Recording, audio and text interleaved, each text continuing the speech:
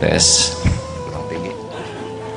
Assalamualaikum warahmatullahi wabarakatuh.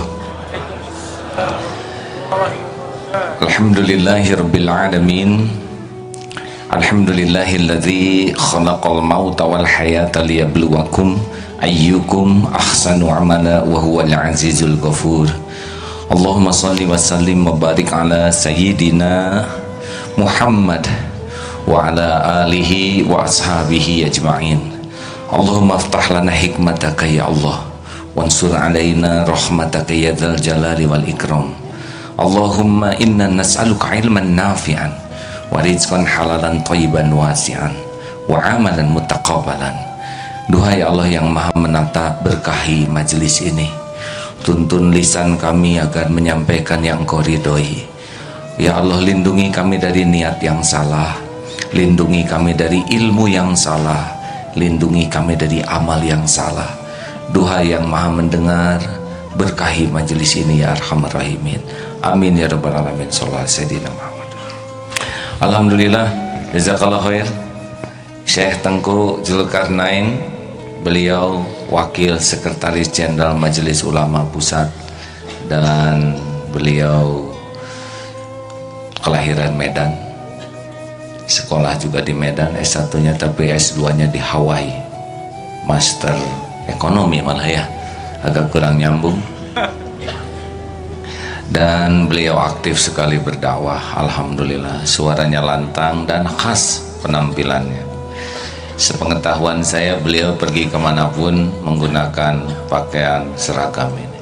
Betul kan? Saya, ya. Keluarga bagaimana? Alhamdulillah sehat. Alhamdulillah. Istri? Istri sehat walafiat, alhamdulillah. Oh, maksudnya alhamdulillah istri alhamdulillah sehat.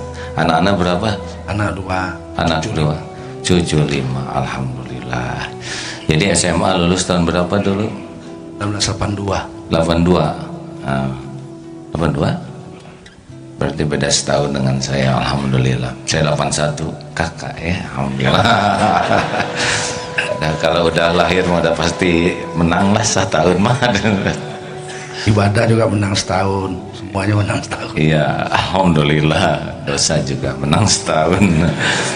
Baik, terima kasih karena beliau jadwalnya nanti di sini khutbah Jumat. Jadi alhamdulillah Allah takdirkan pagi ini bersama kita. Nggak nanya kenapa seragamnya ini jaket ya, jaket ini produksi sendiri, alhamdulillah. Jadi kita ada pabrik jaket dengan teman-teman. Ini SSG, namanya Santri Siap Guna. Di sini sekarang sudah angkatan ke-36, jumlahnya kurang lebih SSG udah ada 13.000.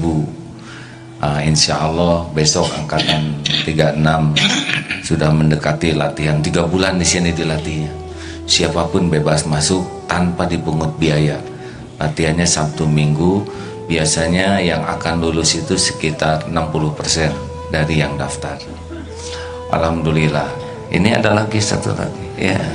Karena nemu tadi di laci ya. Ini namanya MK Equestrian ya. Ini adalah tempat berkuda, begitu ya. Saya senang olahraga apa?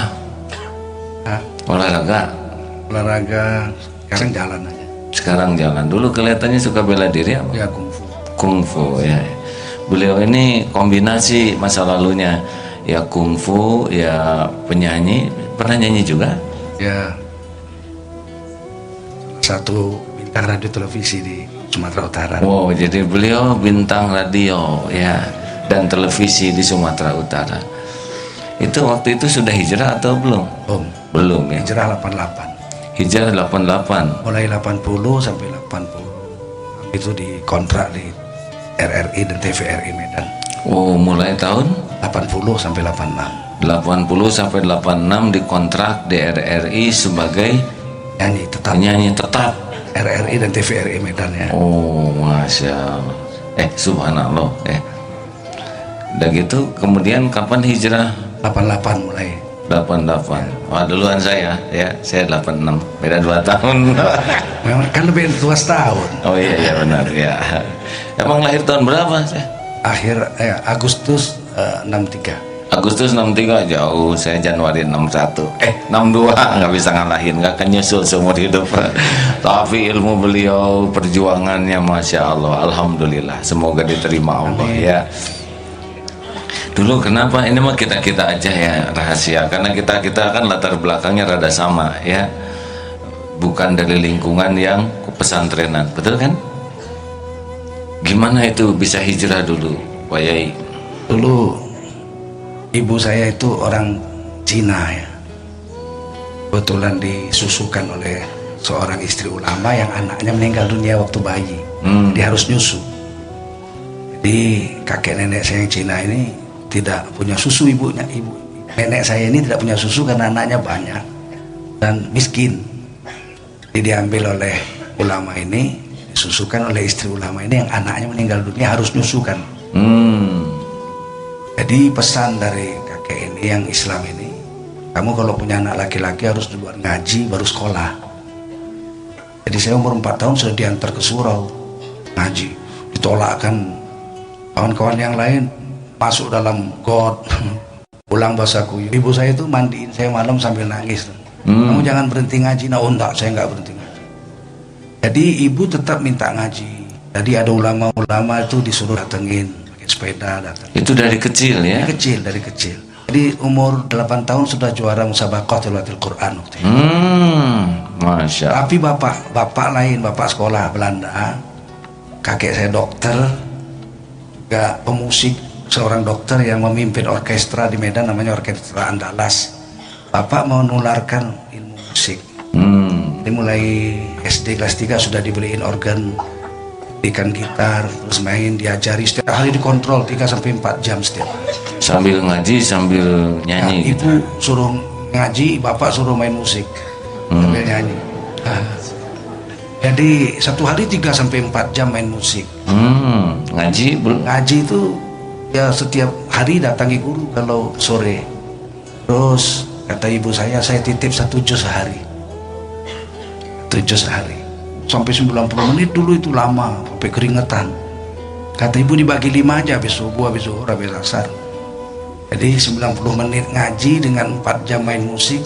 Tahun 88 ternyata musiknya kalah dengan ngajinya ya.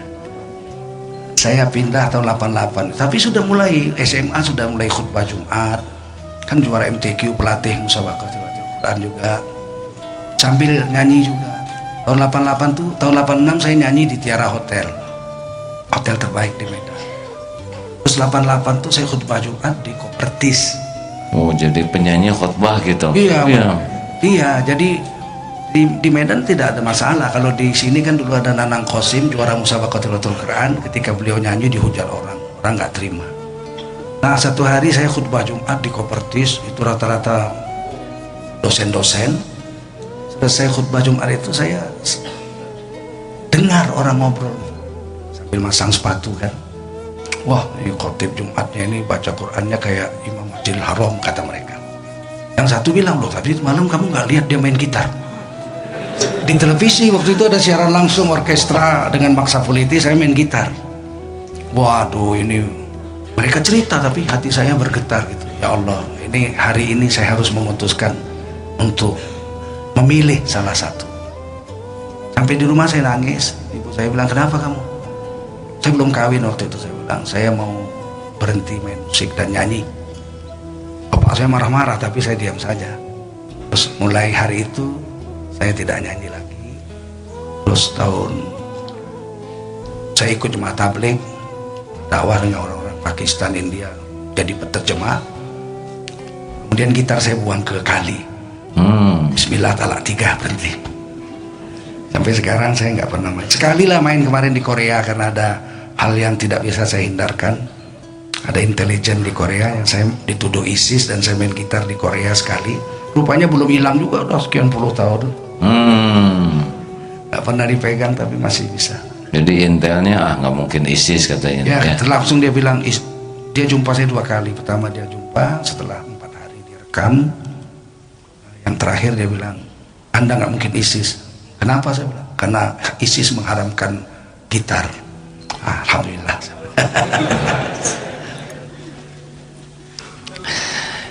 Jadi beliau ini latar belakangnya seperti itu.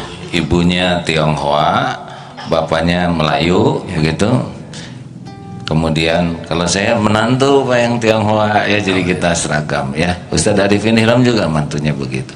Bukan memilih, itu mah takdir Allah ya. Kalau saya lahir di Cina, saya Tionghoa juga dan tidak memilih. Kemudian dari kecil biasa saja, hanya disibukkan perintah baca Quran 1 juz sehari, tapi gitar 4 jam sampai 5 jam, alat musik. Tapi pada waktunya ternyata kebaikan bisa lebih unggul ya. Jadi sekarang masih ada nyanyi, sisa-sisa penyanyi. Dulu nyanyi apa sih yang Dulu waktu Bintang Radio tahun 80 jenis pop, lagu-lagu pop ya. pop ya, jadi sambil. Tapi tahun 81 saya juara lagu Melayu tradisional se-Sumatera. Terus 82 Ada Melayu kan Islami lagunya Pak. Iya, syair-syairnya bagus. Tapi tetap aja nyanyi gitu. Terus lagu keroncong juga pernah terbang. Lagu jazz juga kan. Dan hampir semua lagu barat tuh ratusan lagu-lagu standar. Hafal ya, Masya Allah. Kalau Quran waktu itu belum ya Pak? Belum Ya. Tidak dihafal lah. Tidak Kecuali makro-makro yang mau dibaca kalau Maulid Nabi Isra Mi'raj dihafal. Ya, kalau lagu hafal gitu. Kalau lagu ratusan. Berarti kita harus istighfar semuanya yang hafal lagu ya. Tapi tidak pernah ada kata terlambat, benar? Betul. Pak ya. Sebetulnya saya mau minta salah satu contoh lagunya ya, tapi nggak tega. Ada lagu Melayu yang Islami dikit aja gitu. Lagi serak. Oh, lagi serah. Rasa cinta pasti ada bagi makhluk yang bernyawa sejak lama sampai kini, tetap suci dan abadi, takkan hilang selamanya sampai datang akhir masa. Renungkanlah. Waduh, alhamdulillah. Ini lagi serak. Serak saja sudah indah. Wah, senang ya dengannya. Ini sengaja AA berbicara begini untuk memotivasi teman-teman yang memang tidak punya latar belakang pesantren, tidak punya latar belakang pendidikan agama, bukan dari lingkungan kiai. Ternyata kalau Allah memberikan hidayah, bisa saja, benar? Kalau saya boleh cerita tentang diri saya enggak? Ya, Nggak boleh, nggak ditanya. ditanya. Ayah saya seorang pemuda desa yang sekolah di Bandung, di SGO, terus STO, ya, sekolah tinggi olahraga, ngontrak di sebuah rumah di Jalan Kancera. Nah, naksir anak yang punya rumah. Masya Allah. Ya, jadilah ibu saya, yang satu jadi bapak saya gitu. Ya, jadi ngontrak tuh ternyata alhamdulillah berkah. Karena awalnya saya tahun 62 lahir, waktu itu ada Asian Games. Sepertinya ayah saya tuh guru olahraga, juga atlet senam lah mungkin ya. Karena kalau saya lihat fotonya dulu, ganteng, gagah, atletis. Lahirlah gimnastia, dari gimnastik itu tuh.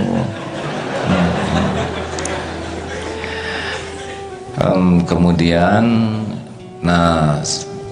tahun 66 masuk militer, jadi pertama anak guru, yang kedua jadi anak tentara. Nah, dari sanalah kehidupan saya dari kecil seperti dididik tentara lah dulu, anak kolong, dan berbekas Pak. Di Darut Tauhid ini adalah tidak bisa tidak adalah hasil didikan ayah saya. Disiplin, rapi, BRTT, bersih, rapi, tertib, teratur. Tiada prestasi tuh begitu Pak. Coba kepada santri, persiapan, duduk siap, gerak. Tuh ini santri berarti istirahat tempat, gerak. Ini teh bekas dari dulu ya. Akhirnya lama-lama dididik sekolah begitulah umum. Tapi alhamdulillah ibu bapak selalu mengajarkan untuk jaga ibadahnya, terjaga. SD ada satu yang dari kecil dilakukan, yaitu jualan Pak. Jadi saya itu garisnya tukang dagang. TK jualan jambu tetangga. Oh diizinkan hadirin ya. Tetangga panen jualan es. Dulu saya tinggal dengan nenek waktu TK. SD di Sukarasa jualan pepetasan ya, dulu masih boleh ya. Adik yang bawa, saya yang teriak gitulah ya. Biasa yang bahaya dipegang oleh adik. Kemudian SMP 12 di sini. Alhamdulillah itu juga jualan. Karena adik sakit, jadi ibu nambah-nambah penghasilan jualan Orson dulu tuh. Karena kita hampir seumur, jadi tahu kan Kapilano, Orson ya yang jualan. SMA, masuk di SMA 5 Belitung. Jualan juga, jualan kaos, jualan apa. Sempet kuliah di Unpad, jualan di sana, jebol kuliahnya karena sibuk dagang. Kuliah di Unjani, jadi supir, jualan roti dan sebagainya. Alhamdulillah, saya sekolahnya elektro Mbak. Jadi nggak nyambung juga ya. Nah bedanya kalau beliau mah juara nyanyinya, saya juga tukang nyanyi. Tapi ya begitu namanya menyumbangkan lagu, jadi lagu bagus jadi sumbang. Di kampus teh juara cipta lagu tingkat kampus ya. Kenapa saya menang? Karena saya ketua senatnya. Saya yang ngadain, saya yang menang. Asik kan gitu ya. Sangat nyebelin. Aktif di Menwa. Satu takdir yang tidak bisa dihindari, dari kecil jadi KM. Jadi kecil badan saya tuh, sehingga kalau siap gerak tuh naik ke kursi baru nyiapin. Karena badannya mungil. Begitulah KM di Pramuka, ketua di kampus, jadi ketua senat, jadi Menwa, jadi komandannya. Gak tahu gimana Pak, jadi aja sendiri. Itu bukan keinginan, memang mungkin begitu garisnya. Bukan mungkin, memang begitu garisnya ya. Terus sampai kuliah nggak diambil ijazah, terus dagang lagi, mulai dari jualan bakso di Sarijadi, terus jualan pertama mulai ceramah tuh 85-86. Jadi hampir sama lah ya. Itu jualan pakaian dalam, jadi habis ceramah jualan pakaian dalam. Jadi saya tahu ukuran-ukuran ya. Karena pesanan yang sekarang jadi super minimarket semuanya dari bawah terus. Nah, begitulah 87 haji, pulang haji terus nikah. Di Kaloten ini dari pesantrenan itu. Alhamdulillah barulah mulai dakwah kecil-kecilan, mulai ngontrak di sini. Tahun 90 bulan Oktober di sini nih, itu di sebelah sana. Dulu ini kontrakan biasa 40 kamar. Masjid pertama dibangun 94 dan alhamdulillah seperti inilah. Jadi gak nyangka. Nah, ada lagu juga. Boleh saya menyumbangkan lagu? Sangat boleh. Bila hati kian bersih, berpikir pun selalu jernih, semangat hidup kan gigih, prestasi mudah diraih. Tapi bila hati busuk, pikiran jahat merasuk, akhlak kian terpuruk, jadi makhluk terkutuk. Kok nggak diterusin hadirin? Jagalah hati, jangan kau kotori, lentera hidup ini. Jagalah hati, jangan kau nodai, cahaya ilahi Bila hati kian lapang, hidup susah tetap senang. Walau sulit menghadang, dihadapi dengan tenang. Tapi bila hati sempit, segalanya jadi rumit. Seakan hidup kejepit, lahir batin terasa sakit. Dah cukup segitu aja. Bila hati jatuh cinta, hati-hati cinta buta, bisa jadi nafsu kuda. Masa remaja hancur binasa, tapi bila cinta monyet hanya boleh untuk bila ada cinta berarti saya nggak ngomong itu, maaf Mbah, jangan dilaporkan sama majelis ulama ya. Nah hadirin sekalian, begitulah takdir ya.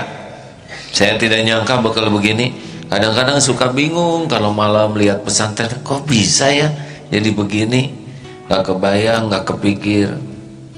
Begitulah. Oh sekarang apalagi nih yang kita ceritakan, karena kita mah begini awalnya ya, kita mungkin jadi saudara jangan risau dengan tidak dengan jalur, ternyata ada juga yang jadi wakil sekjen MUI. Kalau saya di sini ya begini-begini aja Mbah. Udah kiai, ustadz, mbah, hanya besar ujiannya mungkin tahu sendiri ya. Dulu waktu heboh kelihatannya Pak Kiai Tengku ini sibuk ngebela ya waktu itu. Terima kasih ya. Aduh. Waktu dihujat dan sebagainya, kenapa membela saya? Ada satu hadis, man azilla indahu mu'min alam jansurhu wa yaqdiru ala nasrihi adzallahullahu yaumal qiyamah ala ru'usil khalaik. Barang siapa di dekatnya ada satu orang mukmin yang dihina orang, direndahkan orang, dijatuhkan orang harga dirinya, dan kita tahu dan kita tidak menolong, maka orang yang tidak menolong ini di hari kiamat akan dihinakan oleh Allah di hadapan seluruh makhluk hari kiamat nanti. Jadi saya pikir ini kewajiban untuk nolong orang yang direndahkan oleh orang-orang lain, yang terutama orang-orang yang fasik. Jadi saya memutuskan waktu itu menulis, dan seminggu selesai tulisannya. Iya. Alhamdulillah Allah bantu dengan kekuatan yang luar biasa ya. Dalam seminggu selesai. Buku itu saya baca satu malam, besoknya saya tulis jawaban, dan nggak minta izin sama itu jawab itu. Saya pikir saya diperintah Allah dan Rasulnya. Masya Allah ya. Terima kasih jazakallah khair. Tahun berapa itu? 2003 ya, 2000-an. Masya Allah. Nah ini dengan penampilan begini masuk ke airport suka ditahan nggak? Tidak pernah ya. Dari mulai Australia, Jepang, Korea, Cina, ya Pakistan, Bangladesh, sampai ke Kanada, sampai ke Amerika, nggak pernah dihalangi ya. Bahkan paling 1 menit 2 menit aja. Mereka senang sekali. Saya pernah keliling Cina 40 hari itu dakwah. Orang Cina jumpa saya ketawa, hanya Ocama deh, Ocama deh. Saya tanya gitu loh, Ocama lo, Ocama apa? Ocama bin Laden katanya. Oh, maksudnya apa itu? Ocama sama Ocama bin Laden lah. Pokoknya Usama bin Laden. Oh, sok. Pakai jenggot, pakai serban kan sama bin Laden.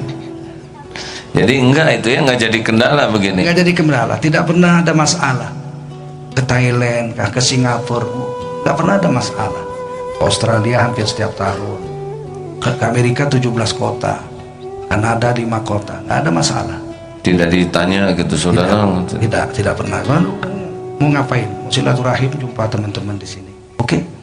Waktu di Amerika itu di Los Angeles dia bilang, what do you wanna do? Just wanna see my Muslim brothers around here. Oh, berapa lama katanya? How long? It takes 1.5 months. Okay, I give you 6 months. Kasih 6 bulan. Dan saya punya visa 5 tahun untuk Amerika. Visa 5 tahun pun urusnya nggak sampai 2 menit. Pak, dia lihat, dia kasih 5 tahun. Kanada 4 tahun visa, Australia setiap tahun, setahun, tidak ada masalah. Pak, ke Jepang sudah 2 kali, tidak ada masalah. Kenapa Mbah mau menggunakan begini? Oh, dulu tahun 92 saya sudah nikah, baru nikah. Saya dakwah ke setiap tahun tuh 2 kali. Jemaah tabligh ya? Ya, jemaah tabligh. 40 hari untuk liburan Januari Februari itu 40 hari untuk Sumatera, daerah-daerah terpencil ya, seperti Nias, Pulau Nias, Semelu, Mentawai, begitu 40 hari dengan mahasiswa-mahasiswa dan kawan-kawan dosen. Tapi kalau libur panjang bulan 6, 7, 8 itu 3 bulan libur, saya negara ASEAN. Di negara ASEAN. Setiap tahun begitu? Setiap tahun begitu, 40 hari, 40 hari. Nah, waktu itu ke Thailand, ada orang Buddha, pendeta Buddha yang dengan asbab dakwah kita masuk Islam. Terus kita tambah namanya Ahmad, dia ikut dengan kita 40 hari. Kemudian waktu mau pulang, waktu itu saya masih pakai baju teluk belanga ya. Teluk belanga itu pakaian Melayu, jubah dipotong sampai paha aja. Terus pakai kain sarung, pakai serban begitu. Jadi waktu saya mau pulang hari terakhir saya ceramah itu, dia meletakkan pipinya ke paha saya sambil menangis. Terus dia bilang, ini ada baju jubah. Dia bilang, jangan bubuh, jangan pakai lagi baju ini. Maksudnya baju teluk belanga Melayu itu, jangan bubuh lagi baju ini, pakai ini jubah. Pakai jubah, saya pakai hari Jumat kalau khutbah Jumat. Jadi baju yang diberi orang pendeta Thailand itu, pendeta Buddha yang masuk Islam mu'alaf. Kemudian bagus itu, setiap hari Jumat dipakai. Tiba-tiba ibu bilang, kamu pakai jubah bagus nak. Oh, Umi senang. Oh, kalau begitu tiap hari aja saya pakai jubah. Kalau pakai jubah Umi senang. Peng aja mulai saat itu? Dia terus mulai sejak itu pakai jubah. Bahkan waktu di dosen yang ngajar di USU, waktu ngajar di USU sempat di apa namanya, diberitahu oleh PR2 untuk membuka jubah itu. Saya di sidang juga sempat di dekan, kantor dekan, kemudian diberitahu, ini pakaianmu ini nggak boleh begini. Saya bilang, ada aturan pemerintah yang saya langgar, undang-undang kah, atau peraturan USU atau peraturan dinas pedanka yang saya langgar? Oh, enggak ada, tapi kamu harus pakai pakaian nasional. Nah, ini pakaian nasional. Dimarah dekan saya, ini sedang rapat sidang, ini sidang resmi, Anda harus bicara yang benar. Saya bilang, ini demi Allah nih pakaian nasional. Mana buktinya? Itu Pangeran Diponegoro, pahlawan nasional. Tuh gambar Tuanku Imam Bonjol, pahlawan nasional. Kucing Ditiro, pahlawan nasional ya.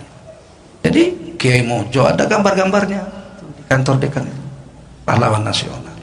Terus kata dekan ya? Diam dekan, yang pakaian macam bapak-bapak ini, saya bilang dekan 1, dekan 2, dekan 3.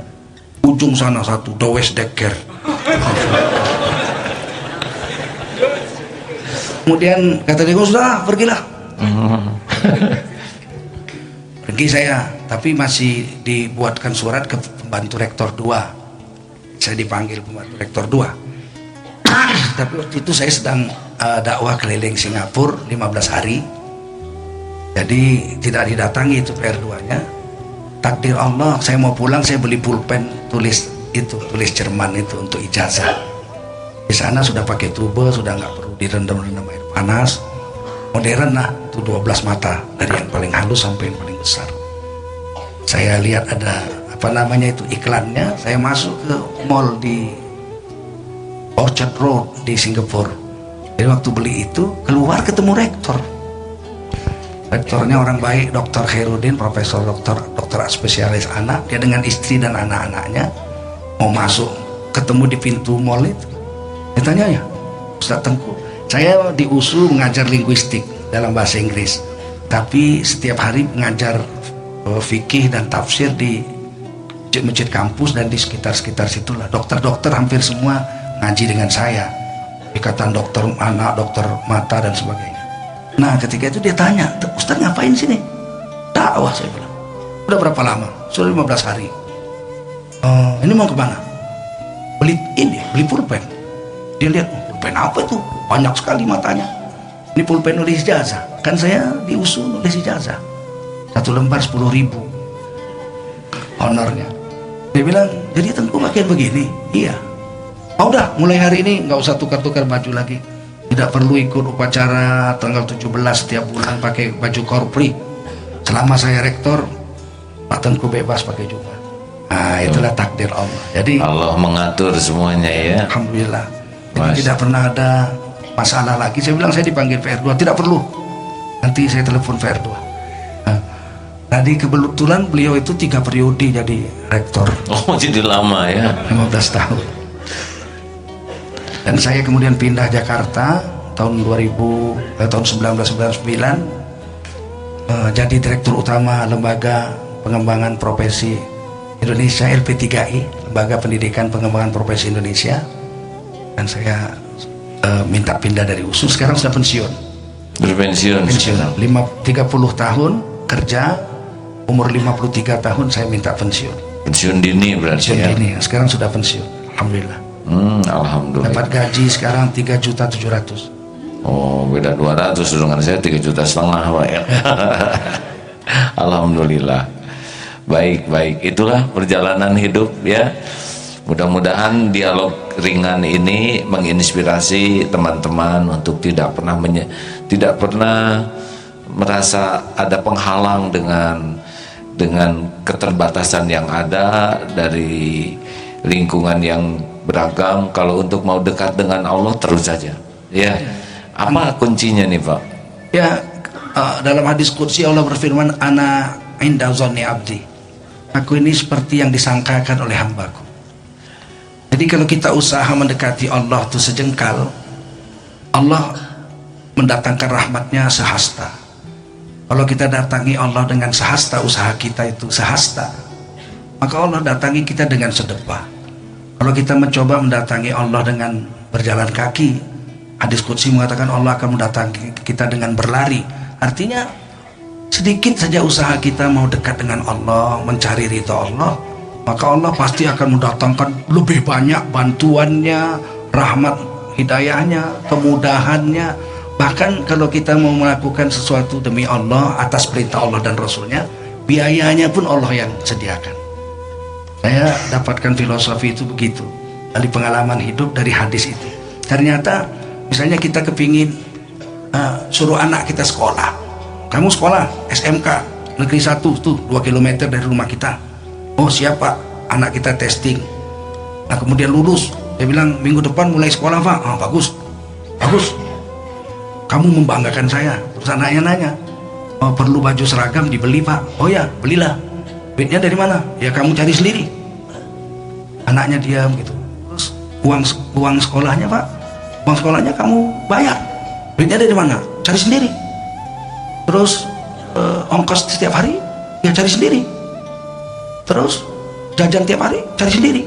Anaknya bilang kalau gitu bapak aja yang sekolah dah, saya nggak usah sekolah. Saya nggak usah sekolah. Oh yang nyuruh bapak masa yang cari saya. Nah itu kita Ya, bapak aja yang sekolah. Kalau bapak yang perintah, bapak sediakan biaya. Ini kan yang perintah kita berbuat baik itu Allah. Sedekahkan hartamu, bantu bibimu, bantu pamanmu, biayai orang tuamu, seperti seekor ayam yang menutupkan sayapnya untuk anak-anaknya berlindung. Begitu buat bapak ibumu, pamanmu, tetanggamu, kaum muslimin. Wahfid janahaka lil mu'minin. Orang beriman kau payungi dengan sayapmu. Itu kan perintah Allah. Sedekahkan hartamu pada orang-orang miskin. Ini kan perintah Allah. Kalau perintah Allah pasti biayanya Allah yang ngasih. Kamu naik haji, asal kita udah nyatat aja bismillah 100.000 buka rekening di bank syariah, bismillah ya Allah ini untuk naik haji, percayalah uang itu akan penuh dan kita akan naik haji. Kenapa? Karena yang perintah Allah. Kalau perintah Allah kita jalankan, biayanya pasti Allah sediakan. Ini pengalaman hidup saya bertahun-tahun. Berdasarkan hadis qudsi itu, tidak mungkin Allah bohong, tidak mungkin Rasul. Masya Allah. Boleh saya nanya ke jamaah nih, kalau saudara kerja di sebuah perusahaan, ada beberapa pilihan. Satu, mana saudara ingin libur Bos saya ingin libur, diizinkan tidak? Ya diizinkan. Pilih, mending diizinkan atau diperintah libur oleh bos, kan? Mending diizinkan atau diperintah? Kamu udah tahu jawabannya, diam. Hanya boleh ngejawab yang tidak tahu jawaban, ya. Kalau diizinkan, saya mau libur ya, silakanlah diizinkan. Berarti dia nanggung semua sendiri. Tapi kalau diperintah, saudara karyawan, saudara sangat rajin bekerja, saya perintahkan libur dengan keluarga sana, jalin kebahagiaan dengan anak-anak, karena saya perintahkan, maka ini untuk ongkosnya, ini akomodasinya, ini untuk voucher hotelnya, ini untuk jajan, ya laksanakan tugas ini, gitu. Jadi kalau kita perintah Allah kita patuhi, ya Allah ngongkosin semuanya. Sederhana dah hidup. Cuman kita maunya bukan perintah Allah yang kita patuhi, ya. Kalau pengen ke surga, ya amalan-amalan ahli neraka, itu yang masalahnya. Ada lagi, Mbah? Ya, kalau kita tadi itu kalau diperintah Allah, Allah akan tanggung segala biaya-biayanya, ya, kemudahan-kemudahannya. Dan yang paling menyenangkan itu kalau kita menganggap, yang bahaya itu kalau kita menganggap diri kita itu kita punya. Kan ada kemarin demo itu, wanita-wanita demo, tubuhku adalah milikku, mau kubuka semua aurat, apa urusan sama lo? Dia lupa, tubuhmu itu milik Allah. Kita ini milik Allah. Lillahi ma fis samawati wa ma fil ard wa ma bainahuma. Yang ada di bumi semua Allah punya, yang ada di langit semua Allah punya, yang ada antara langit dan bumi semua Allah punya. Kalau Allah punya, kita cuma punya hak pakai saja, hak pakai. Kalaupun kita punya hak memakai tubuh kita ini, itu haknya hak semua aja, hak main-main, hak pura-pura. Kayak kita datang tamu ke rumah kita, apa kabar kamu, udah lama gak ketemu sini? Ya saya mau ada urusan di Bandung. Oh ya udah, tinggal di rumah saya aja, anggap aja rumah sendiri. Kita kan teman lama, anggap ini rumahmu sendiri. Terus dia makan, naik kakinya ke meja, mau tidur masuk kamar istri kita. Apa-apaan kamu? Lah kan rumah sendiri. Ini kiasan saja. Rumah sendiri itu maksudnya enak-enak, tapi ikut aturan saya yang punya rumah. Nah begitulah Allah. Kamu itu makhluk, hambaku khalifah di atas dunia, berhak mengatur dunia ini. Kamu khalifah, wa huwallazi ja'alakum khalaifal ard. Kamu semua khalifah di atas dunia, tapi mengaturnya itu harus ikut aturan saya, karena dunia itu saya yang ciptakan. Kamu itu kiasan saja jadi khalifah. Sebenarnya yang berkuasa penuh saya, kata Allah. Nah jadi itu yang harus kita ingat. Kita ini tunduk patuh. Kita baca tiap sholat, inna sholati wa nusuki wa mahyaya wa mamati lillahi rabbil alamin. Sesungguhnya sholatku, hidupku, ibadahku, hidupku, matiku untuk Allah, milik Allah. La syarikalah, tiada syarikat bagi Allah, tak boleh syirik. Wa bidzalika umirtu, begitulah aku diperintah oleh Allah. Jadi ini perintah Allah. Wa ana minal muslimin, aku menyerahkan diriku atas perintah Allah. Kalau ini kita lakukan, seluruh keperluan hidup kita dunia akhirat ditanggung Allah. Wa may yattaqillaha yaj'al lahu makhraja wa yarzuqhu min haitsu la yahtasib. Siapa bertakwa kepada Allah, seluruh kesulitan hidupnya Allah yang mencarikan jalan keluar. Jadi bukan kita repot-repot nyari. Kalau negara kita ini mau aman, damai, terlepas dari segala masalah, seluruh rakyat Indonesia harus soleh, sehingga Allah akan carikan jalan keluar. Kalau kita cari jalan keluar sendiri, nggak pernah berhasil. Bikin ini rusak, bikin itu kalah, bikin ini hancur, bikin ini gagal. Tapi kalau Allah yang memberikan jalan keluar, tidak ada satu makhluk pun yang bisa menggagalkannya. Dan sebagai bonusnya, hanya bonus saja, wa yarzuqhu min haitsu la yahtasib. Bonusnya diberi rezeki dari jalan yang tidak disangka-sangka. Pokok hadiah pertama diberikan Allah, dari seluruh kesulitan hidupnya Allah berikan jalan keluar. Dalam satu hadis qudsi mana diceritakan, seandainya seluruh bintang di langit jatuh ke bumi, satu bintang aja jatuh ke bumi, remuk, tidak berbekas ini bumi, karena bintang ribuan kali, jutaan kali lebih besar dari bumi. Tapi seandainya seluruh bintang di langit jatuh ke bumi, satu orang bertakwa akan lolos dari reruntuhan bintang itu dan akan diselamatkan oleh Allah SWT. Jadi keselamatannya itu bukan dunia saja tapi dunia akhirat. Ini sekarang perkara keyakinan saja, tauhid. Kita yakin dengan Allah, maka Allah akan tunaikan janji-janjinya. Kalau kita ragu-ragu dengan Allah, gimana kita mau mendapatkan janji Allah? Kita sendiri ragu dengan Allah. Mulai hari ini, detik ini berubah. Ya Allah, aku yakin dengan janji-janjimu dan aku ingin menjadi hambamu yang bertakwa. Bimbinglah aku dalam ketakwaan, karena tidak bisa takwa sendiri. Takwa itu pun sebetulnya taufik dari Allah Subhanahu wa ta'ala, pilihan Allah. Banyak berdoa, banyak berkawan dengan orang-orang saleh. Mudah-mudahan kita terpilih jadi orang bertakwa. Kalau kita bertakwa, dunia beres, akhirat beres. Karena surga itu uiddat lil muttaqin, dijanjikan hanya untuk orang bertakwa saja. Jadi kalau AA bilang tadi pinginnya masuk surga, amalannya amalan orang-orang durhaka, tidak mungkin. Dia harus amalan orang-orang bertakwa. Walaupun mula-mula pura-pura takwa, tapi insya Allah di ujungnya nanti akan takwa betul-betul. Pura-pura dulu. Amin, amin ya Rabbal alamin. Karena kalau saya lihat wajah ini ya, maaf Syekh, ini wajah-wajah banyak masalah ini ya, jelas. Dari alisnya nyata sekali. Kenapa kita menderita? Kita menderita itu bukan karena masalahnya. Kita menderita itu karena salah menyikapi masalah. Kita lebih sibuk menyelesaikan sendiri. Udah bodoh, mikir kan capek hadirin. Udah nggak punya, banyak keinginan, depresi.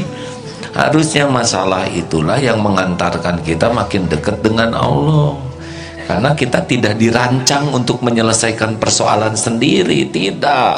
Kita itulah haula wala quwwata illa billah. Kita itu tidak disuruh menyelesaikan persoalan sendiri, tapi kita disuruh selalu dekat dengan Allah. Nanti Allah yang membimbing sehingga kita bisa selesai. Coba kalau kita masuk ke hutan, mana yang paling enak? Hutannya sama. Satu, kamu kalau lapor ke posko akan dibimbing oleh pemilik penguasa hutan ini sampai ke puncak dalam keadaan tertuntun. Yang satu lagi nggak lapor, nggak patuh. Mana kira-kira yang paling cepat sampai, yang menikmati perjalanan? Yang melapor, yang tidak melapor capek dari awal. Waduh, hutan gawat. Dia siap untuk hutan, bawa galon 2 di lehernya, perbekalan air, bawa kompor, bawa kasur. Itu mah baru juga melangkah udah meninggal.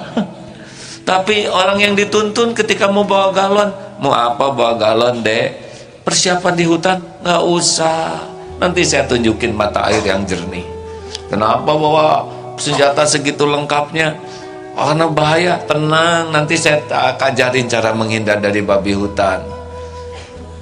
Kenapa nanjak kayak ini? Ini kan ada pohon duren di atas, jadi mau makan dulu. Oh, semangat. Duduk licin nih, katanya mau minum. Ini mau, oh iya, semangat. Kurusuk-kurusuk. Apa tuh? Babi hutan. Gimana? Tenang, babi hutan gak bisa belok. Tinggal gini aja. Set, belok. Coba yang jalan sendiri, benar? Udah segala diangkut, nggak tahu jalan, kerusuk-kerusuk. Apa tuh? Jangan-jangan duren, padahal babi hutan gitu. Letih hidup jauh dari Allah tuh letih. Kita mah sengsara tuh karena dibikin sendiri. Sotoy, sok tahu. Udah belajar yang benar, amalkan. Ya, gitu kan, Bah? Betul. Betul kan, Kek? Iya, betul. Alhamdulillah ya. Belajar agama, makanya man yuridillahu bihi khairan yufaqihu fiddin. Barang siapa yang dikehendaki Allah kebaikan baginya, bukan dikasih harta, gelar, pangkat, jabatan, kedudukan, popularitas, enggak, diberikan paham kepada agama, paham bagaimana mengenal Allah, paham bagaimana kita mendekat ke Allah, paham bagaimana kita bersikap menghadapi sunnatullah. Kan gitu ya, Mbah ya? Betul. Rasulullah sendiri mengajarkan setiap bertemu satu yang sulit, yang muskil, ambil wudhu, sholat 2 rakaat. Nah, ulama menuliskan dalam kitab, sholat sakit gigi. Sholat sakit gigi. Dalilnya mana? Dalilnya jika kamu mengalami satu hal yang muskil, wudu dan sholatlah. Sakit gigi kan muskil, dilihat aja nggak seneng. Semua orang sakit kalau didatangi dibesuk tuh seneng, kecuali sakit gigi nggak seneng dia. Ngapain lu lihat-lihat gua? Katanya sakit, cuman gigi. Itu susah sakit gigi. Kucing lewat aja kena bentak ke kucing. Yang kata Rasulullah, kalau bertemu yang muskil, wudu, sholat 2 rakaat. Jadi ulama menuliskan sholat sakit gigi, ada sholat malam pengantin baru. Malam pengantin baru itu muskil. Saya 3 hari nggak berani ngapa-ngapain.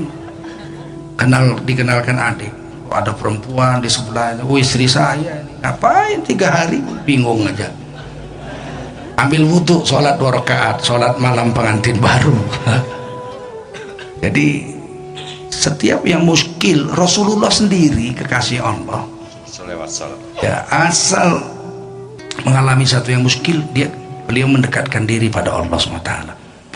Perang berkecamuk 313 lawan 1000, Rasulullah sholat dan berdoa sampai selendangnya jatuh.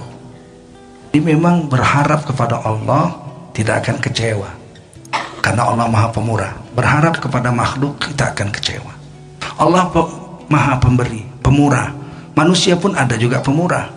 Bedanya terbalik. Kalau Allah itu pemurah, semakin didatangi semakin banyak minta, semakin senang. Pagi minta, siang minta, malam minta, sore minta, minta 1 hari 100 kali minta. Allah tambah senang. Kamu memang benar hambaku. Akulah Al-Khaliq yang Maha Kuasa. Kamu la haula wala quwata illa billah. Tambah senang. Kalau manusia enggak. Walaupun pemurah, hari ini datang, Pak, minta jambunya. Ambil, ambil. Besok pagi datang lagi, Assalamualaikum, Waalaikumsalam. Apa itu? Minta jambunya, Pak. Oh ya, ambil. Hari ketiga, Pak, Assalamualaikum, Waalaikumsalam. Apa? Minta jambunya. Ambil. Besok paginya datang lagi, Assalamualaikum, minta jambu kan? Jadi sama manusia kita akan kecewa. Mintalah pada Allah, tidak pernah akan kecewa. Begitu. Ini hari ini kita harus membulatkan hati, ya, bahwa hidup ini sebetulnya tidak ribet. Tapi kalau makin bertakwa makin banyak masalah. Ya kan, yang jadi masalah tuh bukan masalahnya ditolong Allah atau tidak. Apa sih yang susah kalau Allah nolong? Benar? Jadi jangan takut oleh masalah pelik, masalah besar, masalah rumit. Itu kan versi kita. Tapi kalau Allah nolong, ada tuh jalannya. Dan Allah nolong tuh tidak harus sesuai dengan yang terbayang oleh kita. Jadi jangan riweuh lah. Nih, siapa kemarin yang mau nikah bulan sebentar lagi, siapa? Arif lumpuhnya lumpuh total, Pak. Hanya bicara juga pelan. Saya mau cari kerja. Yang bergerak cuma jari ini. Lalu ikhtiar nulis di Facebook, ya, siapa yang mau ngurus saya. Datang tuh akhwat ke sini, Masya Allah. Kapan nikahnya? Kemana udah seragam bajunya, ya? Alhamdulillah. Namanya nikah, ya. Masya Allah. Jangan sudon. Habis saya mah hidungnya kurang mancung. Boleh jadi dalam pandangan calon istrimu itu yang eksotis, ya kan? Di PC itulah gantengnya. Iya, gantengnya. Lo tanya, saya nanya, Mbak, kenapa mau nikah sama Arif? Justru karena lumpuhnya Arif inilah yang membuat beliau mau. Coba itu hadirin, kita suka suudon aja sih ke Allah, ya. Ayo, ada yang punya utang, wah susah sekali bayarnya. Karena kita ngandelin diri. Coba ngandelin Allah, tinggal dibalikin tuh hati yang ngutangin. Malam-malam, aduh kenapa saya mau nagih jadi kayak gini, hati teh nggak tega. Udah halal, beres, ya nggak? Saya juga ngalamin kayak gitu, Pak. Dulu pernah punya utang, ngebangun apa gitu, baru diingatkan oleh Allah langsung tuh kontak, Pak, saya punya utang ke Pak. Masa bener besar, Pak, 100 juta. Masa iya, halal, beres tuh hadirin. Jadi nggak ada yang rumit bagi Allah. Perjodohan, apalagi rezeki, nggak ada, semuanya dalam genggaman Allah secara sempurna. Orang tidak lulus ujian itu bukan karena soal, orang tidak lulus ujian karena salah jawabannya. Ya kan, Mbah? Ya kan, Mbah? Salah jawab. Betul kan, Mbah ya? Betul. Betul jawab. Dan orang yang tidak lulus ujian bukan orang yang gagal. Berapa banyak orang yang lulus ujian mulus, sekolah juara terus, giliran terjun ke masyarakat tidak berhasil. Jadi ini sekarang berhasil atau tidak, semuanya tergantung Allah Subhanahu wa taala. Allah berikan kepada siapa jabatan, Allah berikan kepada siapa rezeki. Innallaha yarzuqu may yasha bighairi hisab. Kita nggak tahu. Dan kadang orang punya tapi rezeki kita. Yang nyari orang, yang makan kita. Kan hebat itu. Yang nangkep ikan nelayan, yang jual ikan tukang ikan, yang beli ikan Pak RT, yang goreng ikannya Ibu RT disambel, yang makan kita. Kita pulang dari masjid, Pak, mana Pak, Ustadz Tengku, Mami mampir dulu, ada yang mau saya tanyakan beberapa hal. Datang, dari mana? Dari masjid sholat zuhur. Udah makan? Belum. Ayo makan dulu. Makan ikan. Yang beli entah siapa, yang bakar entah siapa, pokoknya kita tinggal makan aja, pulang-pulang sudah kenyang. Nah, tapi kita kadang-kadang tidak mengerti ya. Ini rahasia Allah SWT yang perlu kita pelajari. Asal kita dekat saja sama Allah, percayalah Allah tidak pernah mengecewakan hambanya. Kalau ada persoalan, la yukallifullahu nafsan illa wus'aha. Tidak mungkin Allah memberikan satu persoalan yang kita tidak bisa pikul. Semakin kuat ya semakin kuat cobaan. Pohon itu makin tinggi makin banyak angin yang menerpa. Tapi percayalah, pohon itu akan kuat menahannya. Begitu. Kalau nggak mau ditiup angin jadi rumput. Tapi tidak akan ditiup angin, rendah, tapi diinjek-injek sama sapi. Nah, Dan digigit. jadi begitu aja. Mungkin ada yang nanya, mana yang bahaya tuh cobaan kesusahan, cobaan kemudahan. Lihat aja monyet, ya, naik ke pohon, tiup, makin kencang dia, benar? Angin makin kencang, makin kuat. Diganti strateginya, angin sepoi-sepoi. Pluk aja nggak. Ngerti tidak hadirin? Banyak orang jatuh tuh oleh cobaan yang melenakan. Ya. Benar. Begitu, Mbah? Betul. Alhamdulillah. Para pendengar RRI Pro 1 dan juga sahabat-sahabat di Facebook, YouTube yang menyimak, dan radio MKFM serta seluruh jaringannya di seluruh dunia ya. Alhamdulillah, ini dari Kanada juga barusan sudah masuk tuh, Mbak. Katanya salah boleh. Masya Allah, dua ulama saling menceritakan pengalaman menjadi inspiration gitu. Tadi karena disebut Kanada ya. Insya Allah sekali lagi informasi bahwa hari Ahad, setiap Ahad pertama itu kajian tauhidnya di Eko Pesantren, Ahad kedua di Istiqlal. Ya, Tengku juga sering mengisi ya. Di Istiqlal sudah 19 tahun ya. Ini 23 tahun. 23 tahun siaran ini ya, dimanapun siaran. Sekarang lebih mudah, canggih, pakai peralatan sederhana. Dulu waktu zaman awal-awal, aduh belum ada handphone, selalu bawa koin kemana-mana. Jadi kadang tengah malam nyari telepon umum, ceklek begitulah. Di zaman dulu tuh ya. Alhamdulillah sekarang peralatan dimudahkan Allah. Yai, kalau ada waktu tanggal 1 gabung juga, ada silaturahim dari Ustadz Abdul Somad mau ke sini, kemudian Ustadz TGB, Tuan Guru Bajang di Eko Pesantren paginya mau berkuda. Ayo kita berkuda. Belum bisa, ada kuda-kuda yang jinak ya di sana. Yang paling jinak kuda lumping tapi suka kurang wibawa ya. Memang kita naik kuda tapi kita yang capek itu ya, dan nggak enak dipotretnya. Nah, insya Allah saudara-saudara SSG Santri Siap Guna akan berlatih latihan malam dan ikut latihan berkuda besok ya. Acara 8:30 di Masjid Eko Pesantren. Mungkin akan lebih dari biasa yang hadirnya, maka datanglah dengan tertib. Jangan merugikan tetangga. Satu kendaraan jangan diisi oleh satu orang, kalau bisa sebanyak mungkin orang sehingga lahan parkir bisa efektif.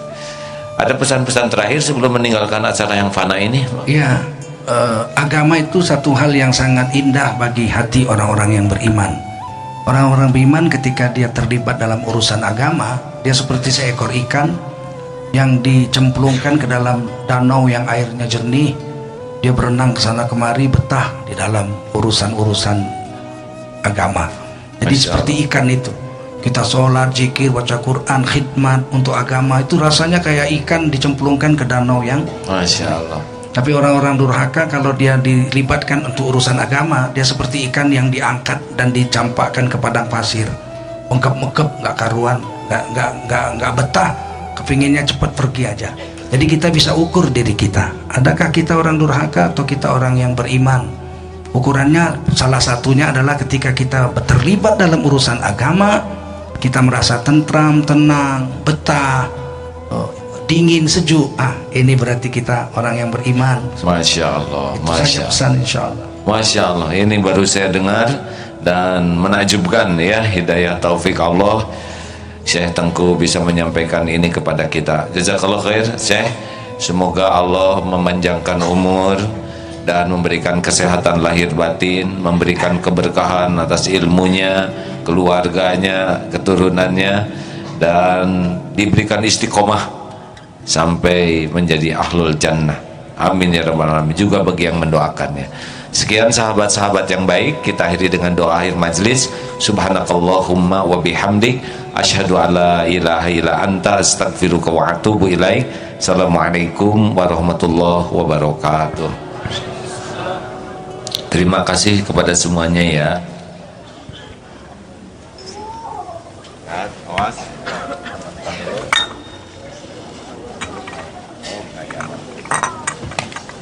Ya, terima kasih sahabat-sahabat, Masya Allah. Terima kasih.